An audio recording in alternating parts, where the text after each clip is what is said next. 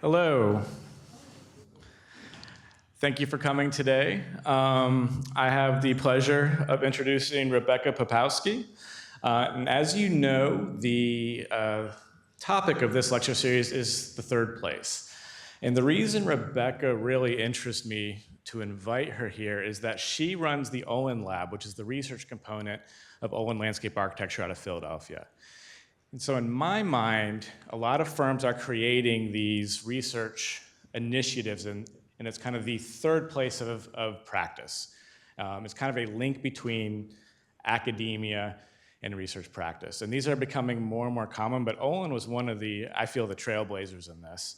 And I saw Rebecca speak at ASLA Nashville, which was 2 or 3 years ago, and really enjoyed her presentation on this topic. So we invited her, and luckily enough, she accepted. And so to give her a little bit of background, this microphone is loud. So Rebecca is a landscape architect and research associate at OLIN, where she leads the firm's research and development group, OLIN Labs. Her project near and grant-funded research includes waste-based material design and innovative practice-based research models. Since joining the studio in 2009, Rebecca has contributed to a wide range of design, planning, and construction projects. Her portfolio includes Canal Park in Washington, D.C., Dilworth Park in Philadelphia, in collaboration with the Army Corps of Engineers to restore the FEMA floodplain at the Potomac Park Levee on the National Mall. In addition to practice, Rebecca teaches core and advanced design studios professional practice courses at the University of Pennsylvania. She earned her dual master's degrees in architecture and landscape architecture from PennDesign and a Bachelor of Arts in architecture and urban studies from Yale University. She is currently undertaking a PhD in practice-based research at Virginia Tech. So with that, I will hand it over to Rebecca. Thank you. Thank you so much. Thank you, Matt. Can everybody hear me? Thanks for having me. It's a real pleasure to be here. It's my first visit to Clemson, and it's been wonderful so far. Also, thanks for this prompt.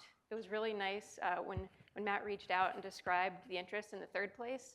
He mentioned that was a student-driven topic. I think it's a great prompt, and I also just really appreciate that recognition of the place for practice-based research, and research really as the third place, the sort of bridge in some cases between practice and scholarship. And so that is a topic that I will dig into in this talk.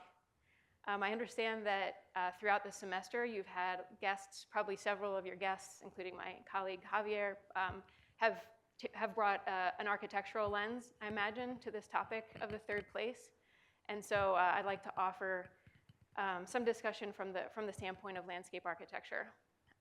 So to start, one of the things I reflected on in imagining this presentation was the third place of boundaries in landscape. So practice-based boundaries, professional and disciplinary boundaries, but also physical boundaries in the landscape. Landscape architects, I would say since I started practicing about 13 years ago, have become increasingly preoccupied with edges in the landscape, and for good reason, I would say.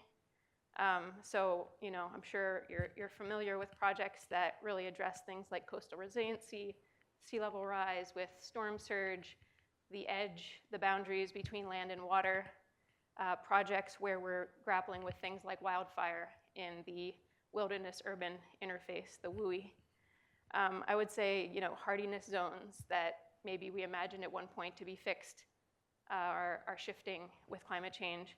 And so I would say climate change, if nothing else, is really a renegotiation of edges in the landscape. As landscape architects, I would say that, and this is something that landscape architect Kate Orff has said, that today landscape design is really about unmaking the landscape, unbuilding. And a lot of that, what she's referring to, has to do with the unbuilding of edges that historically were considered to be fixed, thin, hard edges in the landscape, and oftentimes we're unmaking those and reimagining edges like the one shown here in a project called Hunts Point. So I would say that in the landscape discipline, there is an acknowledgement of the importance of challenging edges, challenging boundaries in the landscape. This is an example from a project that OLIN has worked on now for several years, the Los Angeles River Master Plan, which I'm sure many of you are familiar with the river, which has been historically channelized. And so in landscape terms, an effort to simplify and harden the edges of what was a natural edge. And now, decades later, the challenges of attempting to unmake some of those decisions. So this is a cross-section of more or less what the channel looks like currently, with very simple, hard, concrete edges. And then, the moves to complicate that edge where possible. So I think we can all appreciate, between that first section and this one, this is an improvement, right? So making that edge a little bit thicker, a little bit more complex. And then from there, even more so in some areas along the river channel. And so I think we can all kind of intuitively appreciate that adding thickness, adding complexity in this type of edge condition brings richness, brings biodiversity, and brings environmental and ecosystems performance. And so, looking at that, I'm sure many of you are familiar with the term ecotone, which is in the title of my talk today. But this is a fundamental concept, of course, in landscape ecology and ecology in general. The ecotone in ecology is a transition zone between two different ecological areas.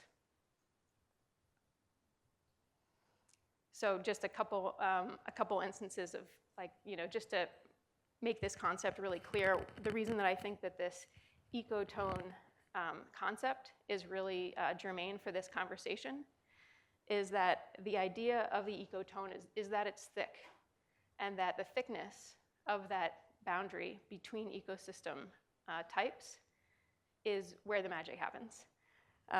And so if you look at the diagram on the left, this is from Richard Foreman, 1998. What you can see is that this is a simple illustration of the edge between a forest and a field. So a forest and a grassland.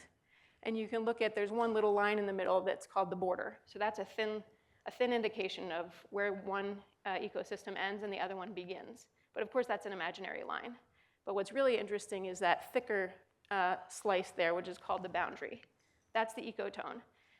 And what landscape ecologists and ecologists have shown is that ecotone is incredibly important for ecosystem health. And so it tends to be an area, whether it's the ecotone between forest and grassland, whether it's the ecotone between high elevation and low, whether it's the ecotone between land and water, that thick boundary tends to have higher species richness, higher species density, so higher biodiversity, higher rates of speciation, which means the evolution of new species tend to come out of these ecotones. And they can be described in topological terms as shown here. So just the basic shape of that edge makes a big difference in terms of how it functions. And so, just to boil it down pretty simply, the boundary shown like at the end here in E, this is like plan-based. So that straight, simple edge is the least impactful ecologically. As that edge becomes more complex, so as it becomes curvilinear, you have more species interaction, more ecosystem richness. As it breaks the barrier, and you have what's called patchiness. So those little circles that jump from one side to the other. That also effectively increases the impact of that ecotone space. And so finally in this image, this is a slightly more specific version of those diagrams that shows on the left that woodland grassland edge as a simple straight line. It doesn't mean there's a fence or anything, it just means it's a straight line. And what these arrows show, the solid arrow going back and forth here, that means there's a lot of movement of species or animals in that direction. The dotted line across shows little movement. Here, with this more complicated edge, there's moderate movement in both directions. And here in this complicated edge, there's a lot of movement across and a little bit of movement this way.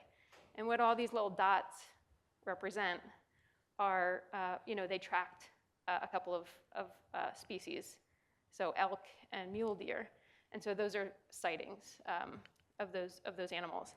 And so you can just tell from these simple diagrams, the more dots, the more activity, the more, that's a kind of proxy for biodiversity. And so I think in this talk, I'd really like to draw some parallels there between the way that we understand ecotones to work in the natural environment and the ways that we can think about practice-based ecotones. And so I would say that, I think we hear a lot, especially in spaces that do have interdisciplinary crossover, whether that's in classrooms or whether that's in practice. We tend to hear a lot about, breaking down barriers, breaking boundaries, breaking down silos, or even blurring boundaries. I think in this talk, I'd like to get a little bit more specific about this. I think what I'm talking about is not so much blurring boundaries. As you saw in those diagrams, those boundaries are still quite clear. There's a big difference between forest and grassland. And what we're talking about really is a more careful observation of what's really happening at those boundaries, and that there are opportunities not to erase those boundaries, but to thicken them, and to think about inhabiting those zones, which tend to be enriching and innovative spaces. This is just a little bit of a flyover that was part of the LA River Master Plan, showing that simplification between 1928 and current day of that river's edge, and kind of an erasure of the ecotone.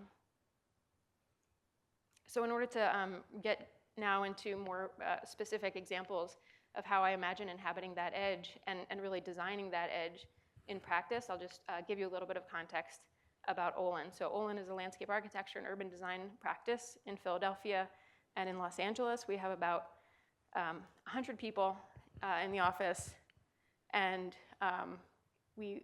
Lori Olin and Bob Hanna established the firm almost 50 years ago. We're coming up on 50 years.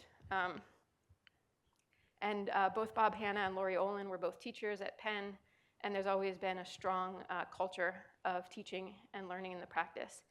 In 2018, OLIN launched OLIN Labs as a formal research group. And for anybody that's curious, what that really looks like in terms of what's the size, how does OLIN Labs work relative to the core practice of OLIN, we're the equivalent of about 3 people. So we're about 3% of the energy, the labor, the thinking that happens at OLIN goes into or is invested back into research through OLIN Labs. OLIN Labs is a community of practice model, which means that we have 5 topic-based communities of practice within labs: people, build, eco, design, and tech. And so the idea is not that we have separate researchers that come and work in the office on research, but that any of the 100 people in the office that are interested, we can join one of these communities of practice. And as research initiatives emerge around the topics of, say, living systems, members of Ecolab will step up and take that research on. The concentric rings of this diagram indicate that the roles of labs as internal education, tools and methods development, and then the outside ring represents external research or primary research. And that's really what I'll mostly focus on today, is that external ring. I'm going to talk about 3 different case studies that I've worked on over the years with OLIN Labs, and I'll describe these diagrams more, but what I'm trying to get at in using these case studies is to give you a sense of the way that different research initiatives shape that edge in terms of the practice, and how these projects facilitate this kind of barrier complicating, or the complication of that practice research boundary. So the first example is called the Nature and Wellbeing Project. And this is a research initiative which really originated many years ago outside of our office, but is led by a team of medical researchers and clinicians led by Dr. Gina South at the Urban Health Lab at the University of Pennsylvania. She's been studying for decades with her team the impacts of cleaning and greening vacant lots in Philadelphia on the physical and mental and emotional health of neighbors.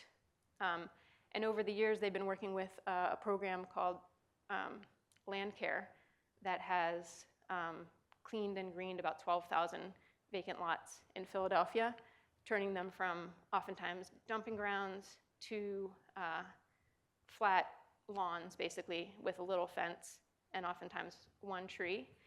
And that kind of intervention that has been going on now for years has been shown to have really incredible impacts on the mental and emotional health of neighbors. When Dr. South decided, this is an example of what those lots look like before and after. Over the years, members of our People Lab have looked into this program and said, have done like internal research to say, okay, if that kind of simple intervention can have such strong impacts in our neighborhoods, what would happen if you did a little bit more? What would happen if you increased the environmental amenities or encourage people to actually come in and use these lots? And so a couple years ago, Dr. South moved from observational research into these lots into a more active research and brought OLIN Labs onto the team to do community engagement and design. And so here are just some quick examples of the transformation of these lots that kind of played out through a pretty extensive community engagement process. And this study was really a pilot study. 3 lots were designed and built as sort of a proof of concept for Dr. South. And based on this pilot study, she's now moved into a much larger kind of multi-pronged, multi-year initiative, working with communities, not only on cleaning and greening, but also on job training and violence prevention. And I think, what I'd like to highlight in this example, in terms of that connection to practice, is that in this case, and in other cases like this, labs as sort of a vehicle allows our practitioners, our practice, to both learn in a very kind of intimate way from the research community, in this case, outside of our discipline, but also then to contribute to that research. And so labs becomes a space of dialogue between these researchers and our practice. And this is maybe, in terms of what OLIN Labs contributes, is a very simple model, right? Because we're basically coming on to this team simply as designers or providing design and engagement services. We're not actually researching. But at the same time, it was the internal research into this program that sort of laid the groundwork for this kind of research-based service to emerge in a way that is quite different than our typical client-based fee-for-service model. The second example I'll show is circular soils, and I'll spend a little bit more time on this. This is a project that I've now been working on for several years. And this is an example of what we call project near research. And I would say this model is maybe what OLIN leadership had in mind when establishing labs. How do you make room to take questions that come up in all of our projects, make room to extract those questions from the projects, hold them in a separate container while the projects keep running on their tight budgets and intense schedules and deadlines, and hold that research outside of that project window in order to shepherd the research separately, and then feed the findings back into the practice. So in this case, the question that came out of project work, really driven by a partner, Richard Rourke, who was asking for years really about how can we do a better job of sustainably sourcing our soils that we use in the urban setting. And so we all understand designing for urban contexts is, the goal is this is really a green endeavor, but we also know that the material that we're bringing in terms of soil is extracted from elsewhere, borrowed from elsewhere, and it's really not a sustainable practice. So sand in particular is the most highly extracted material on the planet. Sand and gravel is the most highly extracted material group, above fossil fuels, above biomass. And in some places, in a lot of places around the world, sand is running out. And then, so the question that Richard posed was, can we replace sand, mined sand, with crushed glass sand as a green stormwater infrastructure material mixed with food waste? As we dug into this question, we were interested in volumes. What is this, like, how would this compare? Like, how much glass are we talking about? How much sand are we talking about? It just so happened that the amount that we estimated of sand being purchased by the city of Philadelphia for their public green infrastructure was about 70,000 tons a year, and the amount of glass that they were landfilling was about 90,000 tons a year. So pretty close. It was a bit shocking to us to realize that really all of the glass in Philadelphia, like in most American cities, is just thrown away. It's collected for recycling and then actually sent to the landfill. And so the question remained, can glass and food waste be turned into a locally sourced high-performing soil? So in terms of our contribution as a practice, as a research group, what we're hoping to do is to provide a proof of concept for this hyper-local circular loop for waste material, and to prove the safety, the performance, the economics, and the logistics that would make this possible, and then to provide open source process guidance and systems planning for anybody that would be interested in doing something like this. So municipalities, recyclers, other design professionals. So when we started to look into this, we started, of course, with a literature review, which showed that glass sand is used and has been, proven successfully in a lot of other applications like civil engineering, backfill, pipe backfill, things like that. But that there was a gap around using it in planting soil. And so what we established was that was really a research gap that we could fill. We also worked with some students at Penn and professors to run a life cycle assessment to show that did show that glass sand production would be an improvement over sand mining. And we were able to do a quick, short 12-week planting trial in the UPenn greenhouses, just as a proof of concept, and saw that plants grew equally well in the glass-based soils. From there, with Temple University, we were able to get support from the William Penn Foundation to run a laboratory-based analysis, this mesocosm study. And the columns here on the bottom right replicate 3-foot deep soil profiles, and they contain mixes of green infrastructure soil that range from the typical mix to a mix in which all of the sand is replaced with glass sand. And we looked at the way that the water moves through those columns, and we looked at leachate and microplastics.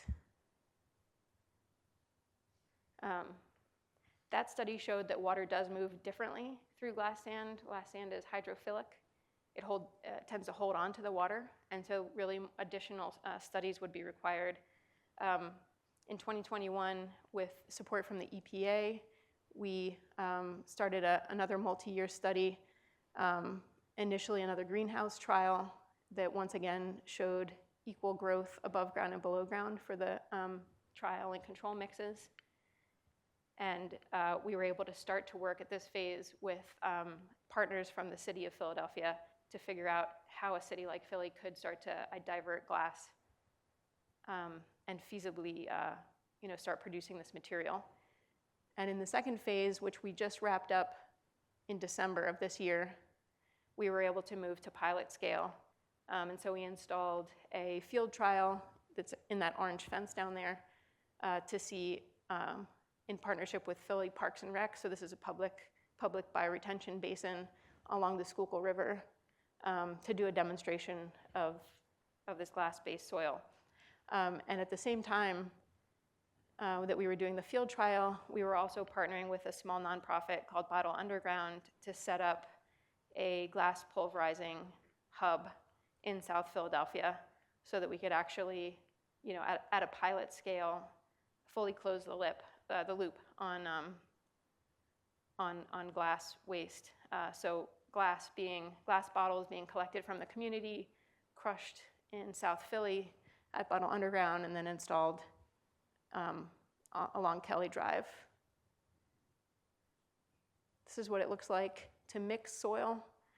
So on the left, that's the glass sand being mixed into the soil at a typical soil blender, the way that they would normally do it for GSI. And then on the right, the pile of soil in the front is the glass-based soil, and the pile of soil in the back is the control, typical soil mix. So they don't look not real different. And this is this past fall. This is what the bioretention basin looked like. A lot of happy plants. You can maybe make out a little yellow string that divides the trial zone from the control zone. So just visually, no difference. And then, measuring plants that are that happy and that dense is not an easy job. And this is just a shot of the glass pulverizing system in place at Bottle Underground on the left. And this is a shot of, we're working with Bottle Underground to try to expand their facility into an open air outdoor lot. Oops. So I'll just spend 1 minute talking really about the field trial. So this was the design of the basin, several measurement plots on the top. That's the sand-based, and then on the bottom is the glass-based. This is the layout of the plants that were randomly distributed, typical GSI plants.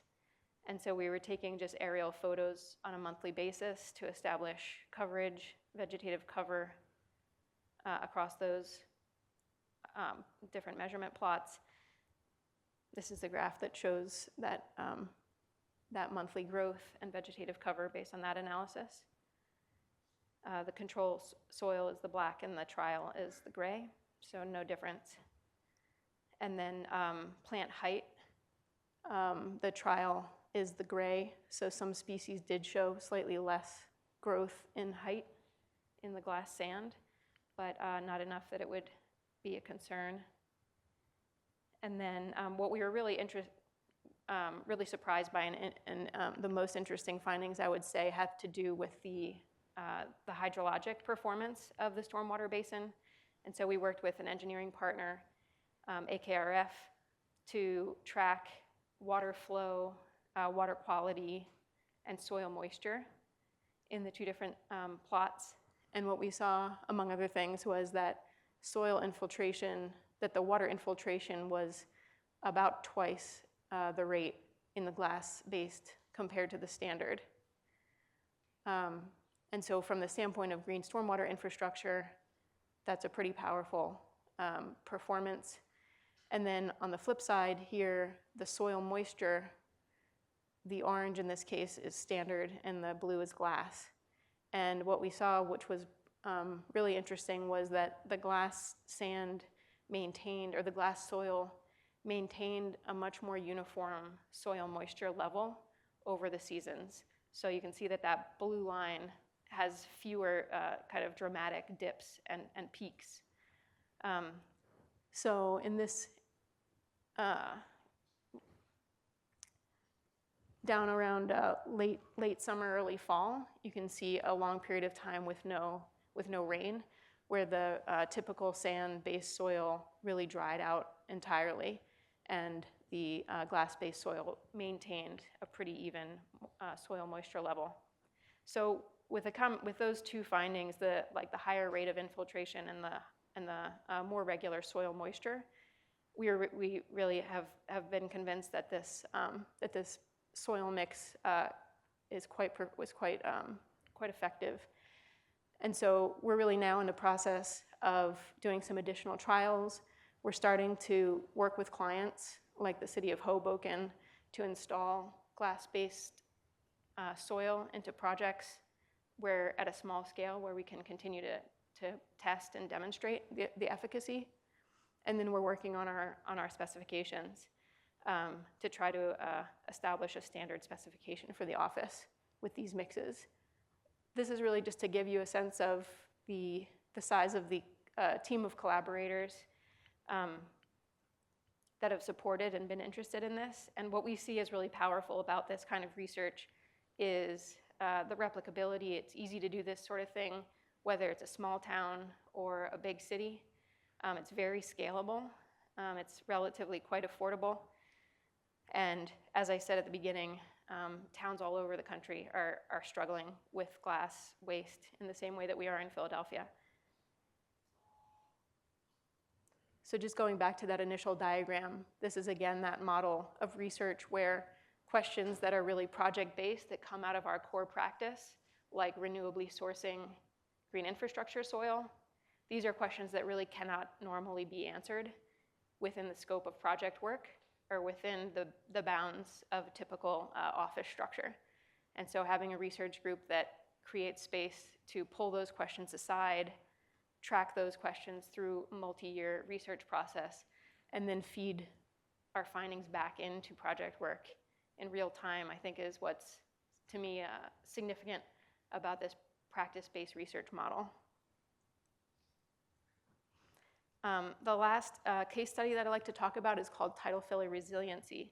And this is quite a different model. This is one that is a little bit harder to describe because it's quite expansive, but it's actually the model that to me is the most exciting in terms of the potential of this kind of ecotonal practice of research and practice. And so the way that I talk about this model sometimes is as based on the community of practice model. So I've mentioned that term community of practice earlier in the talk, so I'll give a definition. But what this diagram is meant to show is that our research group, OLIN Labs, really creates a vehicle for the firm, for OLIN, and for OLIN practitioners to move into spaces or into areas of inquiry that are of interest to us. So moving into other communities of practice through the vehicle of research rather than through typical project work. So this is just a definition of communities of practice. This is a phrase coined by Etienne Wenger, who's a social learning theorist in the 90s. So if you look it up, there's quite a lot out there about communities of practice.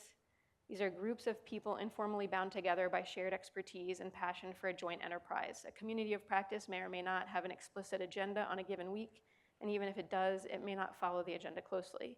Inevitably, however, people in communities of practice share their experiences and knowledge in free-flowing, creative ways that foster new approaches to problems. So the concept of communities of practice is quite flexible, and it is really a description of social infrastructure. So people that are working together not because it's their job, or not because they're on a project or have a specific task, but people that are working together more because they have some shared domain of interest, and action comes out of those communities more organically. So in the Tidal Philly project, I'll talk about really what's happening here, I would say, is that there are two communities of practice that are kind of in the orbit of people in our office, and that this project found a way to align those communities of practice and to find a spot within that overlap, within that boundary zone through research.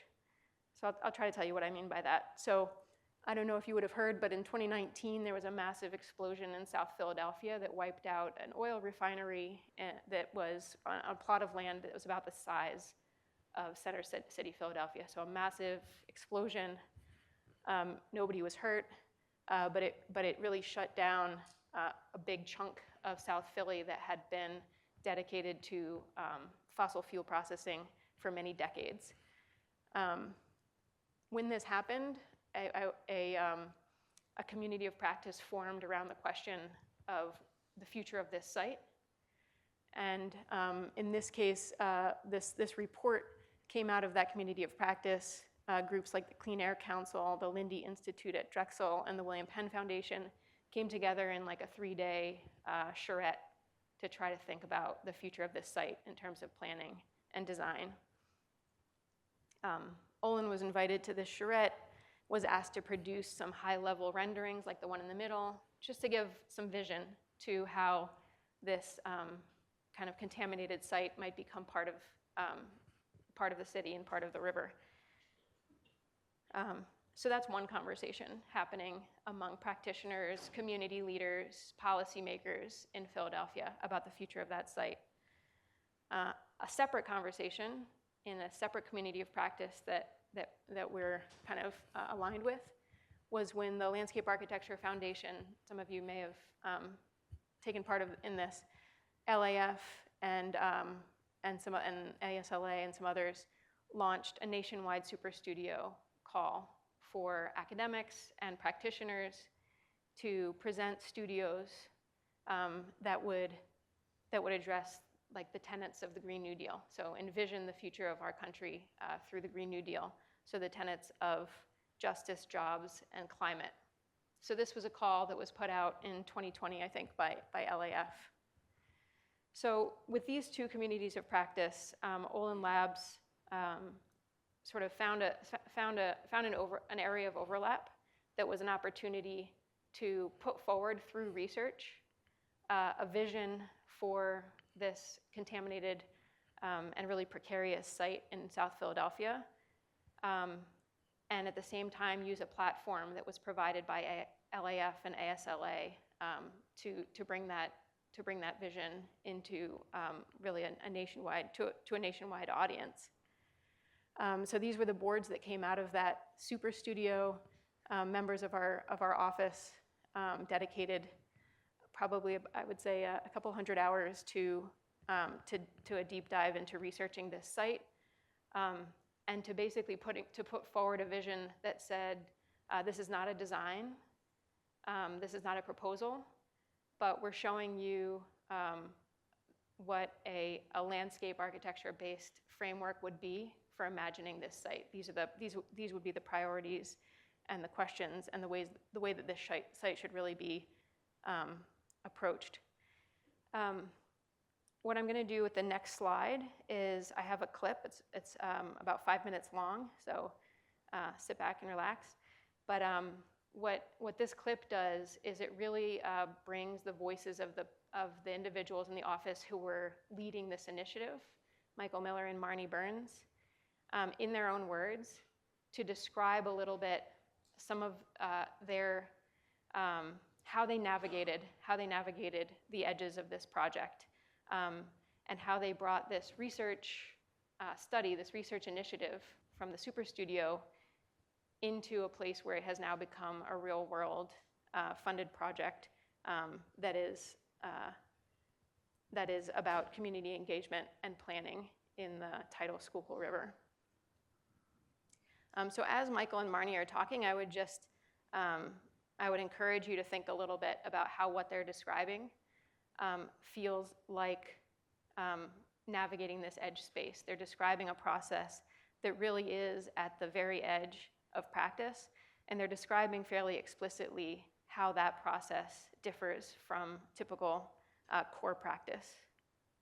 So we did that work. They thanked us. They said it was helpful, that the community groups were happy, but there were all these itches that we wanted to scratch because we knew that integrating this 1,400-acre site that was massively contaminated from 150 years of refinery operation into the city was not quite so simple as our nice Photoshop images suggested. So when the Green New Deal Super Studio came along, we saw that as a great opportunity to start to tackle some of those questions and to pursue some of these complexities that we really hadn't had time for in the context of this quick 2-day charrette.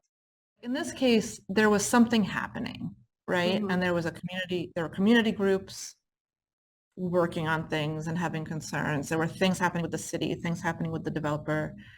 It had just been kind of a disaster for the city. And so I think it wasn't just a random idea, it was like responding to a lot of like current events and people that were interested.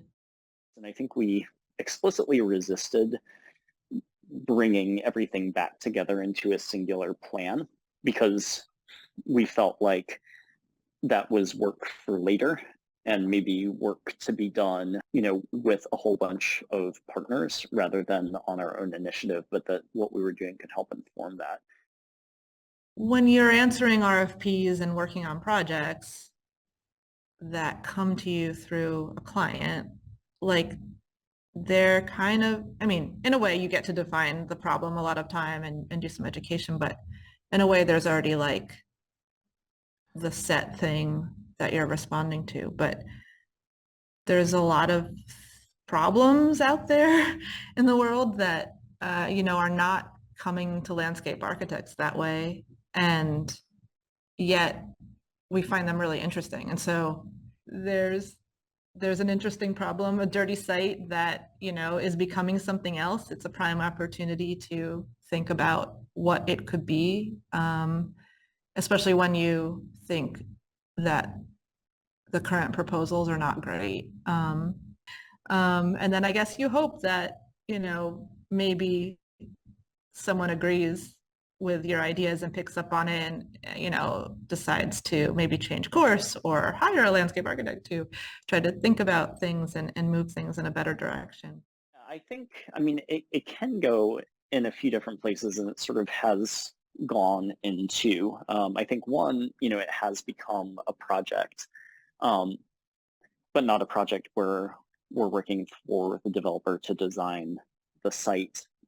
So the title Philly piece you referenced, the Clean Air Council, that same nonprofit who had hired us before, they had actually gone back to the William Penn Foundation to sort of re-up their support for kind of the bread and butter advocacy work that they were doing around the site. William Penn Foundation said to them, like, hey, we know that there's a bigger picture here. We know that there are issues around flooding and resilience. We also know that the site is not the only kind of similar brownfield site in environmental justice community that may be redeveloped in the region. And so, we would actually like you to ask for more money, but to do something bigger and more significant that looks at this site in the context of others on the Lower Schuylkill and the Tidal Delaware in the Philly region.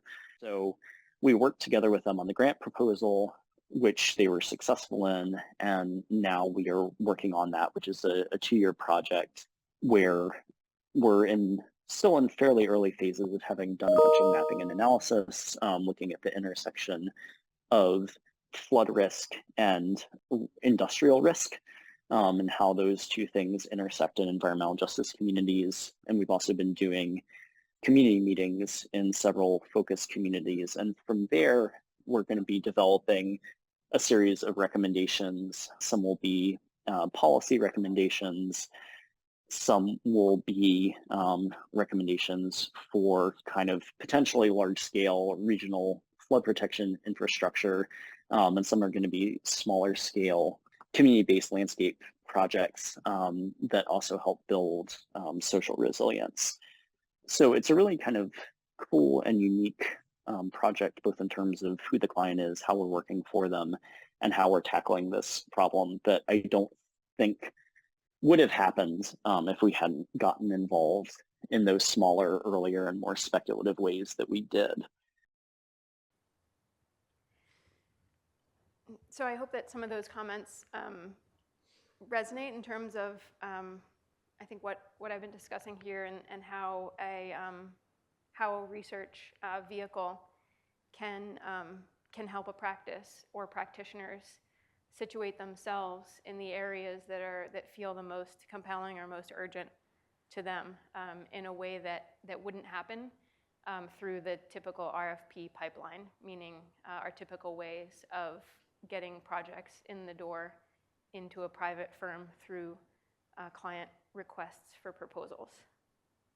And so, this is one example, Title Philly, of a real project now that is underway in our office. There are a couple more out on the West Coast that similarly, where the project itself sort of emerged out of a process that was centered on research and that was centered more on engagement.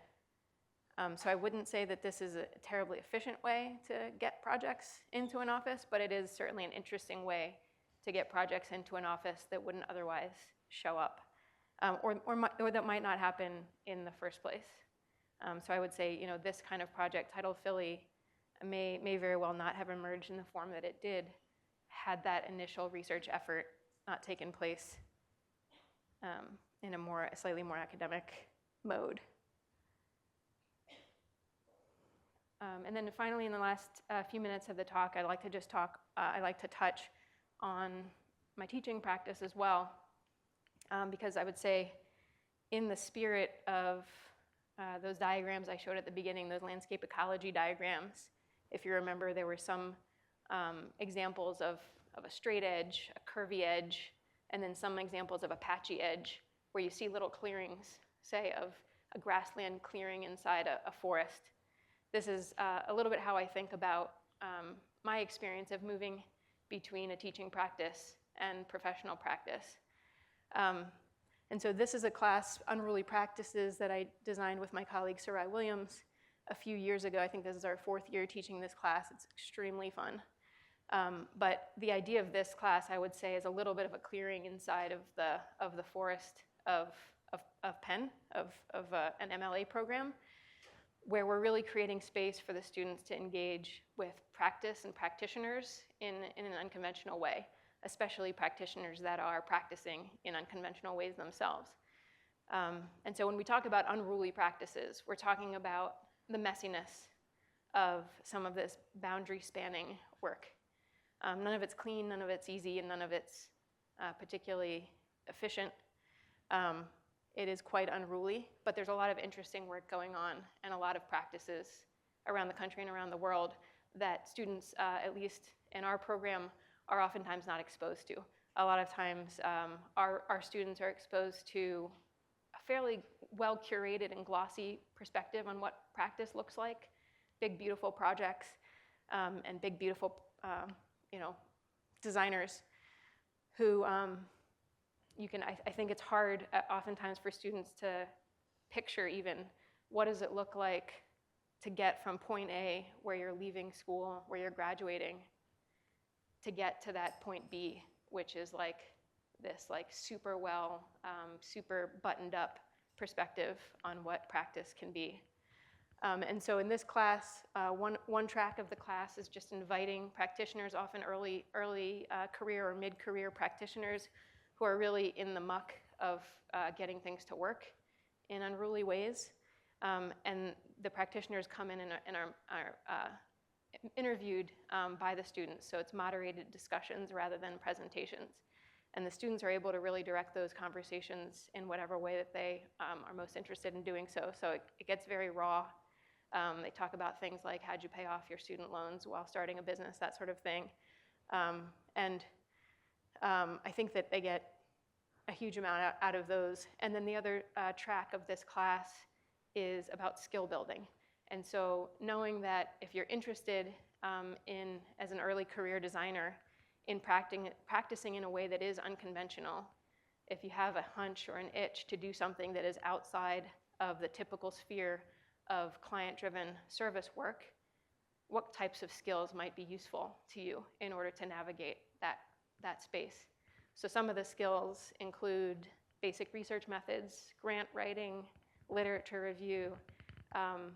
We do talk a lot about communities of practice, a little bit of business planning, and basically it's kind of just an open-ended exploration into ways that students might want to begin to think about practice.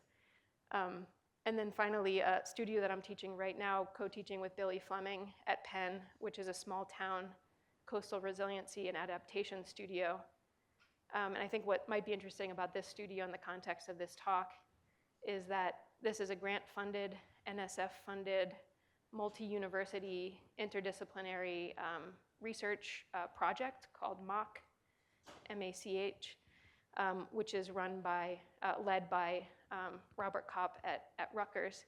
And Penn, along with Columbia, is plugging into this larger research framework, providing studio-based design a component.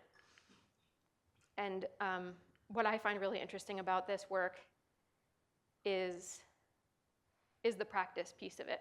So this is an interdisciplinary studio that we're running between landscape architecture students and planning students. At Penn, and I'm sure not just at Penn, but in a lot of universities, true interdisciplinarity at this level is sort of a real uphill battle.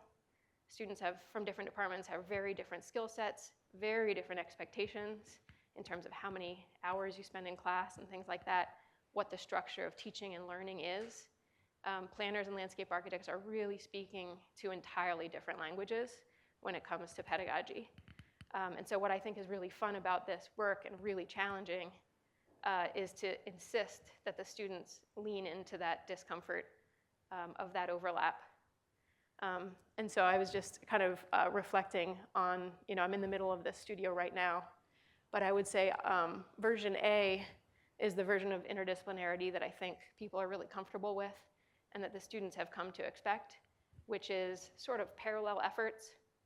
And you're right up next to the other people. You kind of see what they're doing. You might have a few conversations here and there, but everybody is pretty comfortably in their track and working on the things that they're comfortable working on. But not a lot of overlap here, not a lot of opportunity for deep learning. And what we're trying to force them to do is to move into version C, which is stay in that thick zone, stay with that discomfort of trying to figure out how to speak another language, and really lean into what you're getting from the people sitting next to you. And it's amazing, especially the planners, how much, I would say, how many questions arise with this kind of process, because it can feel pretty uncomfortable and pretty inefficient, but I would say in a great way.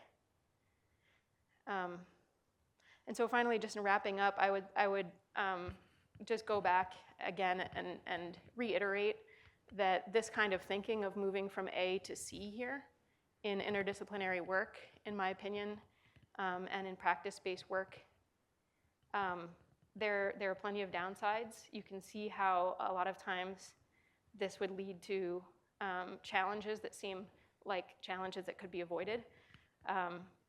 There's nothing more efficient than a clear scope of work and clear disciplinary boundaries.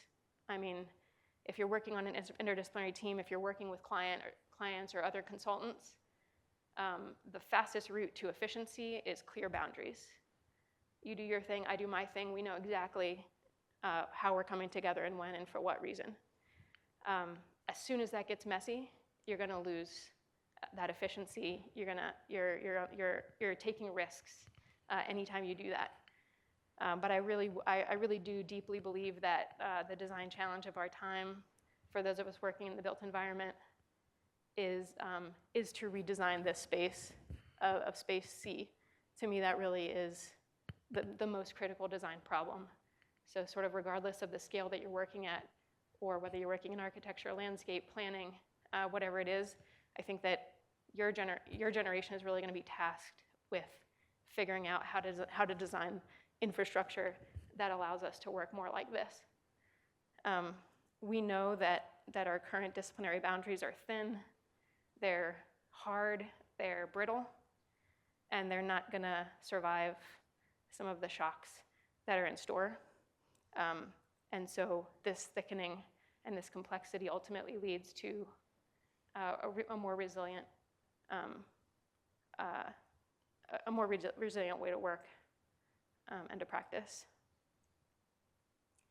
I'll just read a piece of this. This is, again, going back to communities of practice in the context of learning.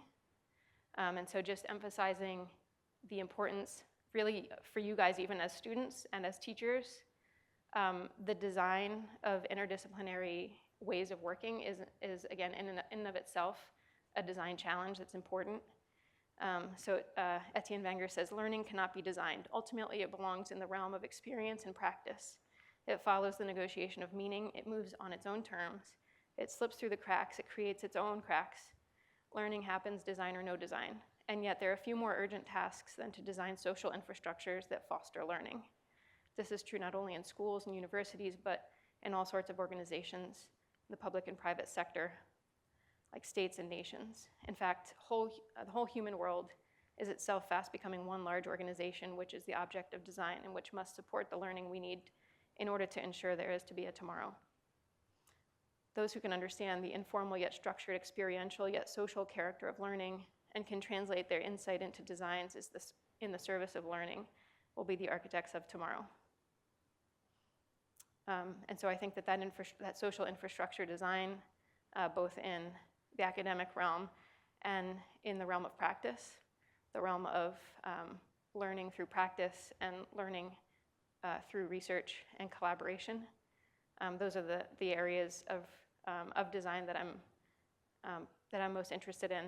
And I would say as you guys move into practice, I don't know how close most of you guys are to graduating, probably some of you very close, but I would really encourage you to think about how you can find your way into some of those unruly and complicated ecotonal spaces, whether that's about research and practice, whether that's about interdisciplinary collaboration. I would encourage you to sort of seek out that messiness and to take some risks in that space. And that's it. Happy to answer questions or to talk to you any other time.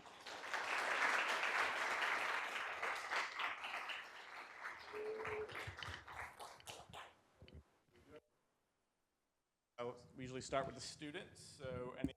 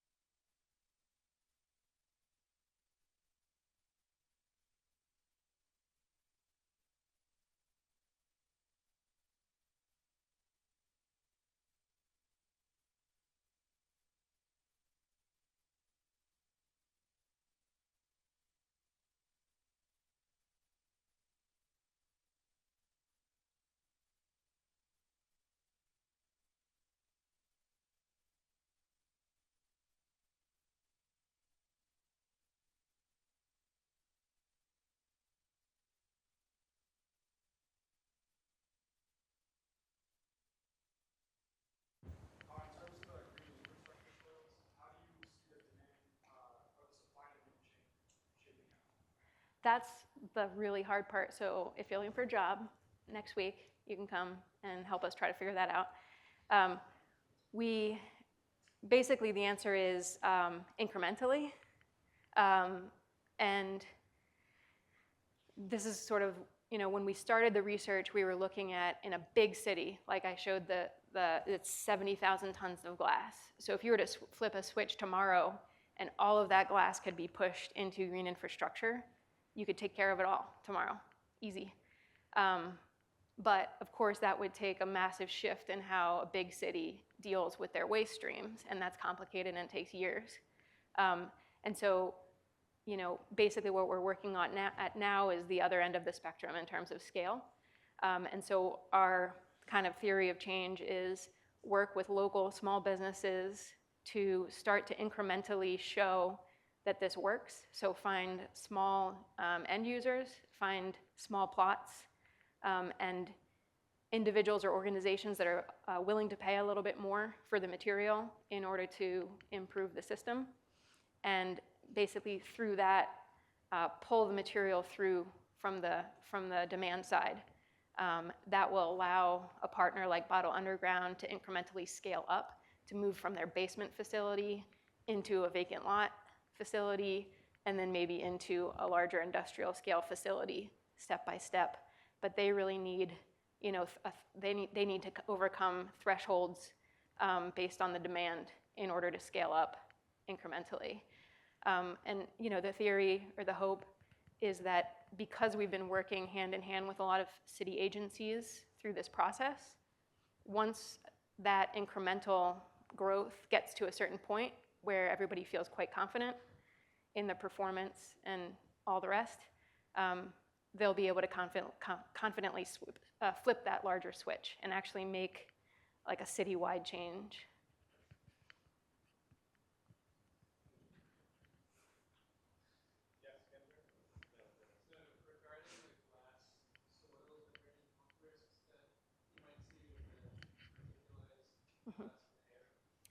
Yeah, so that's a great question. We, because, repeat the question, yeah. So safety or health risks that might be a concern with the glass sand.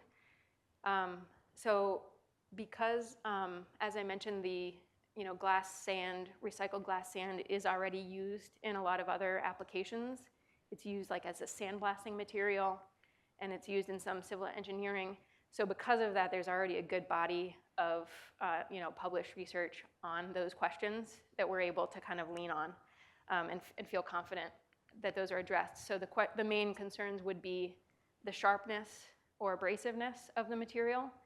And what we've seen and what others have shown is that because during the pulverization process, those angles are basically just rounded off to a degree where it's as safe as natural sand to handle once it's below about 3 millimeters in size. And so that's the kind of material we're talking about. So we would still recommend using gloves to manage it, to work with it. But we've worked with it as well. It's quite easy to work with. And then the other concern would be inhalation. And so it is quite dusty and so the people that are pulverizing that are using respirators. But interestingly, glass sand in some ways is safer than regular sand. So you don't want to be inhaling any kind of dust to a large degree. But natural sand can lead to silicosis. And because of the process of like melting sand into glass, it becomes it's like amorphous silica. So you don't actually have that risk with glass that you would with other kinds of sand. So that's one of the reasons that it is used as a sandblasting material, because it's safer in that sense. So it's as a safety improvement. The last one I'll just say is with any waste material, there's always a risk of contamination, especially if you're talking about like if you don't really know where it's coming from. And so that's something that there has to be quality control in place. And so the way we're specifying the material is similar to how we specify compost, where you have to make sure that you're getting good quality. And so there are tests that you can just run the material through in batches to make sure that there's no kind of accidental contamination of lead or other metals.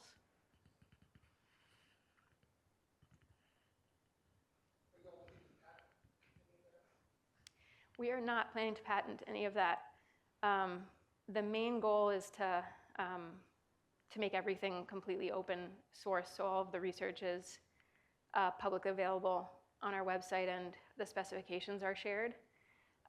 What we should probably have some conversations about is are, ways to make sure that that stays open. And we haven't really done a lot of due diligence on that question. But for now, with all of this research, the strategy has been complete transparency and sharing of all the research.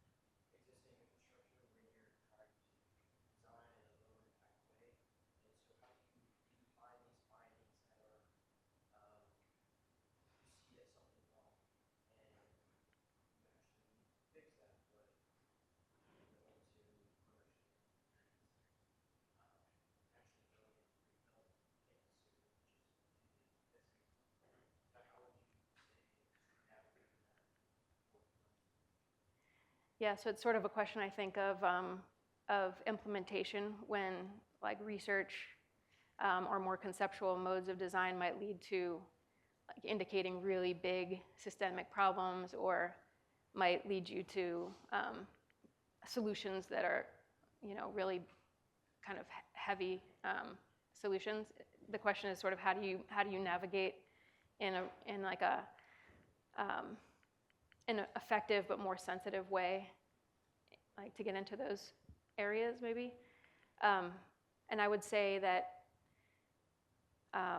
in each of these cases that I've shown, so much of this is just based on working at a slow kind of, you've heard the term like moving at the pace of trust.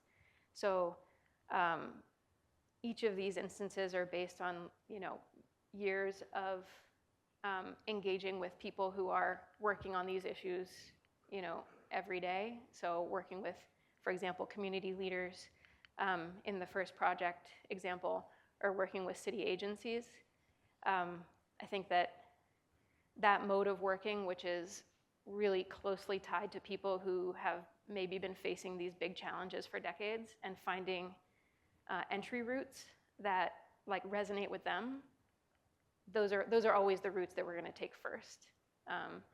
And so people that are really embedded in the place where you're working, or have been really working on these problems for longer time periods. I think that's something that can be overlooked, especially I think in our teaching, the idea that like you have a big idea and it's got to land in a big way. And I think that when you're working in practice and thinking about real world implementation, oftentimes, yes, that big vision has to be there for people to sort of act as a beacon, for people to, this is what we're moving towards. But the real on the ground actions are always much more kind of surgical and based in ways of thinking and ways of working of others, of people who are, again, like embedded in the place. I don't know if that's a helpful answer. Two questions, very different. First, for the glass sand, how does, I know that you mentioned that the growth rate was very significant, it wasn't that much different. Do you think it has to do with the pH level that maybe the glass sand differs from like the common glass sand? And how does that also affect the nutrients of the plants? Yep. So the question about the growth rate, difference in growth rate in the glass sand, and a question about pH as a possible issue. So yeah, great question. The pH of glass sand is higher, as you indicated, than natural sand. I didn't show it on the slides, but we tested the pH in the water effluent and in the soil itself over time in that plot, and it was actually a neutral pH throughout. So I think once the glass was mixed in with the other components, it was within our typical range. So we don't think that that was an issue. And then in terms of other reasons that there might have been that slight difference, we would really like to, as I said, we're continuing to look, because that was the only instance where we had seen a difference. a couple simple explanations. One is that the glass sand part of the site was adjacent to the parking lot and closer to the parking lot than the other site. And that's the sort of thing that, of course, in a controlled experiment, you wouldn't want that type of variable, but in a real world, there are going to be differences. So that was one difference. There was another difference, which this might be a Philly-specific thing, but it seemed that there was somebody or some people inhabiting the site for a good amount of the time. So areas where, like, for long periods of time, there was, like, vegetation was matted down. So there were a lot of examples of that, just like real world stuff. and that's why it's really important to carry this out more than once, to try to get to the bottom of, is there really a difference, and is there a difference that it relates to the soil itself or other variables? And did you say you had another question? Yeah, and also, I know that you mentioned that some of your research don't go into application. Sometimes there's like guidance or like a guide for either OLIN or other companies. Do you run into that a lot? Like a lot of the research that might go into a project, the OLIN doesn't like take it upon to design it. With other officials or other projects. I don't think, so the question of, whether sometimes the research is not actually implemented, but if it just turns into guidance that we can share. Off the top of my head, I can't think of, actually, one instance maybe I will, I will use as an example. Generally, we have been able to take our major research projects to a stage where we're implementing, in one way or another, we're implementing it ourselves. The one example maybe I'll use is Alexa Vaughn and Danny Taroni did a research initiative around deaf space and universal design. And they were able to take and design for neurodivergency. And they were able to produce a lot of material through their research that then was pulled into ASLA guidelines at the national level for universal design. So that would be an example where it was really, the outcome was like just handing things off.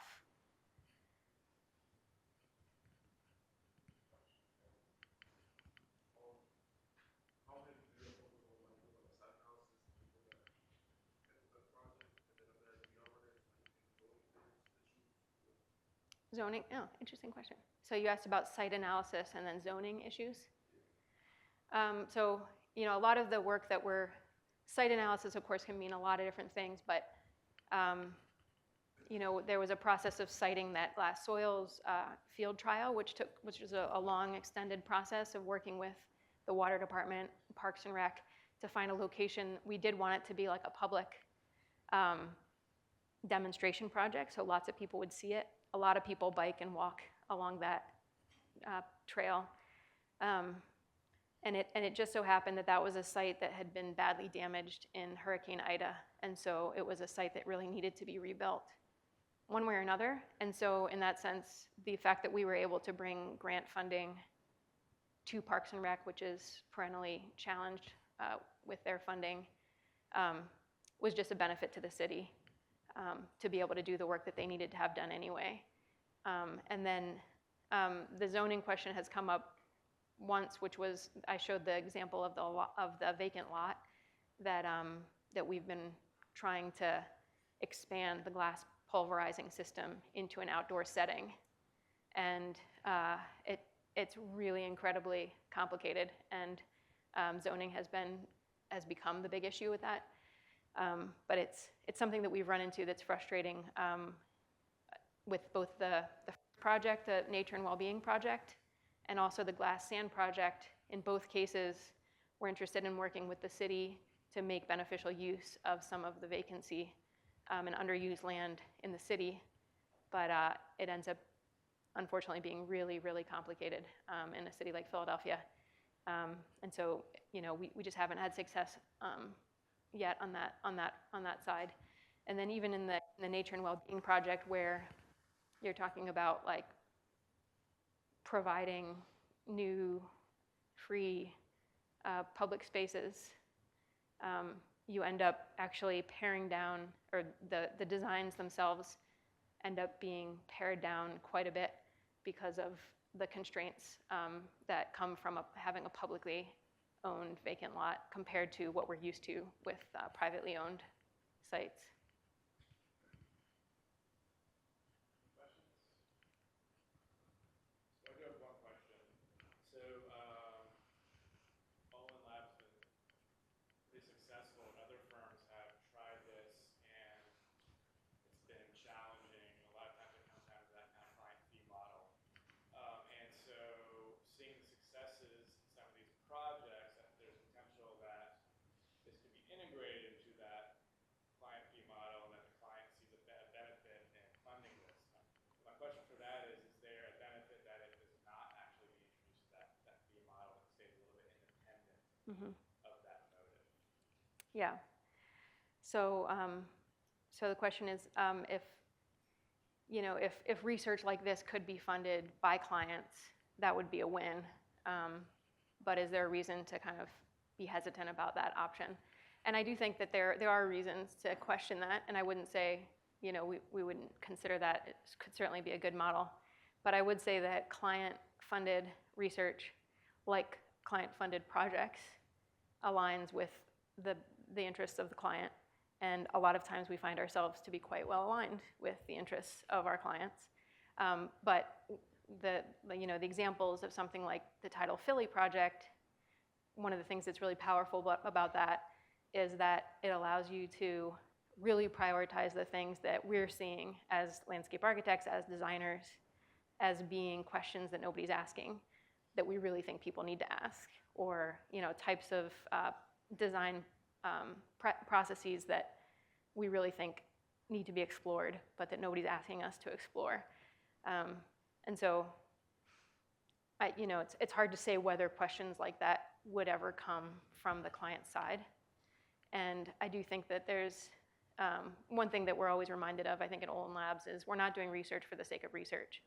And so if our goal was to do more research for the sake of doing more research, then we could probably find clients that could pay us to do research based on what the questions they want to ask. But I think that could very quickly become like all we're doing. And so that, yeah, the hesitancy would be to say, are we missing out on some of the issues that we're most interested in getting into, or are we missing out on serving communities that we wouldn't necessarily be able to serve through like a client-driven question? And oftentimes those do end up being our local communities, because OLIN works all over the world. We do work in Philadelphia, but not, it's not the majority of our work. And so one of the things that kind of without intending it to be the case, but one of the things that Lab has done has allowed us to spend more time working in our local communities. Any other questions? Thank you. Thank you.